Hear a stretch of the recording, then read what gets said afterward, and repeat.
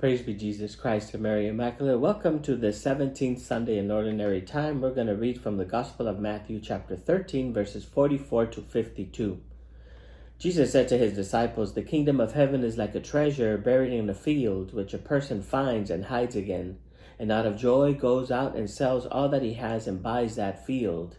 This is a very beautiful image because the person who just happens to find this treasure is not actively looking for it.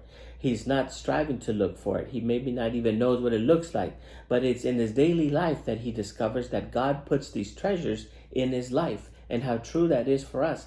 God continually puts these treasures, these gems, these blessings, these graces in our lives. The difference is that this person, even though he wasn't looking for it, knows what it is. He has his eyes and his heart and his mind and his soul is open to finding these treasures. And when he finds this treasure, he's very quick to act. It's a good question to ask ourselves. How quick to act are we when we discover God's blessings, God's treasures in our lives? What do we do with them? Do I have my eyes trained to look for God's treasure?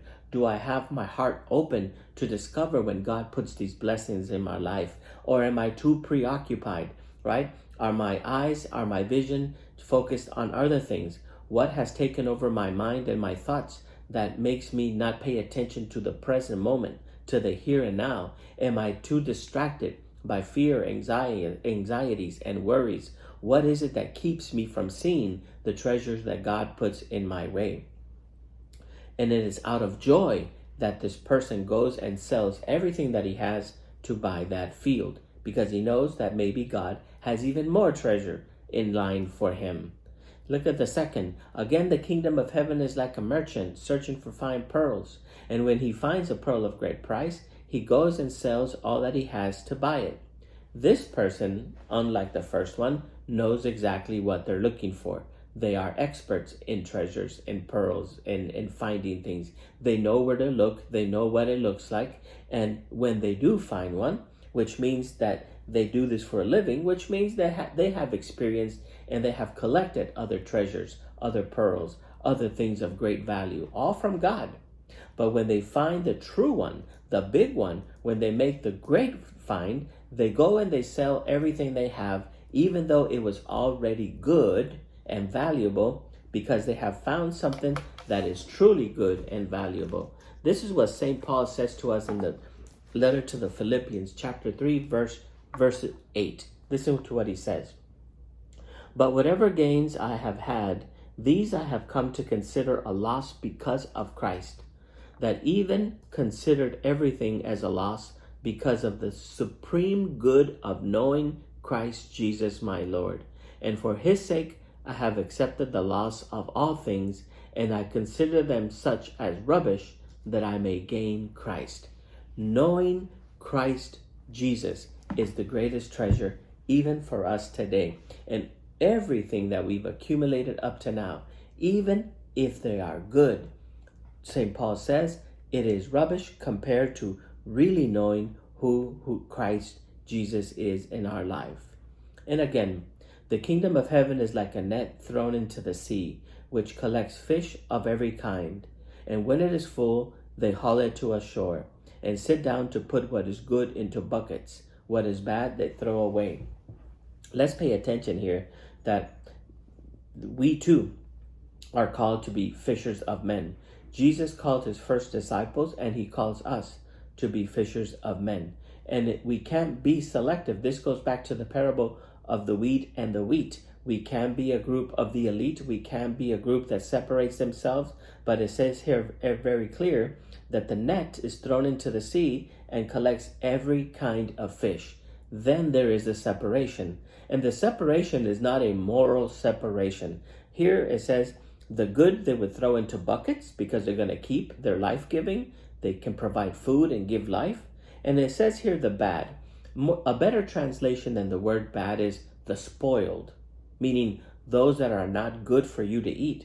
That which may cause you harm if you eat it. It's going to make your belly hurt. It's going to make you sick. It may even cost you your life. So the separation is of those who are life-giving and can give life, or that which is spoiled and rotten and can take away life, meaning we must nourish ourselves with things that are life-giving and avoid things that are not life-giving in our life.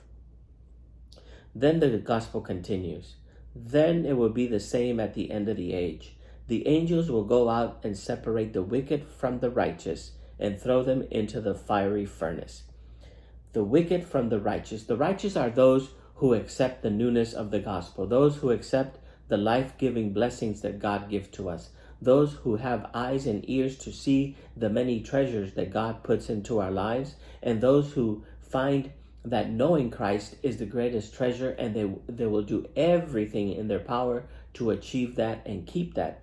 The wicked, instead, are those who find pleasures in other things, those who find greater value in the things of this world that are not Christ-centered. This is also found in the scriptures. We see it in the book of Daniel, chapter 3, verse 6.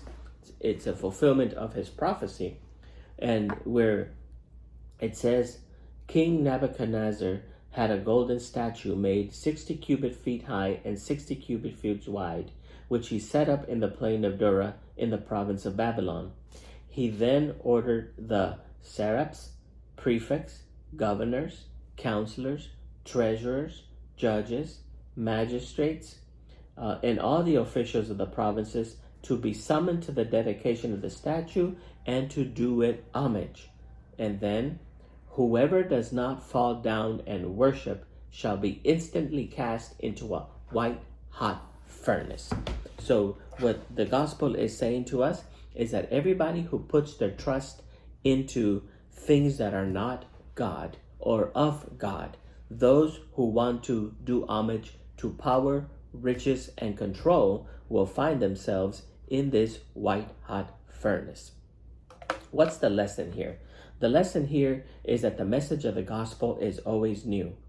Then every scribe who has been instructed in the kingdom of heaven is like the head of a household who brings from his storeroom both the new and the old.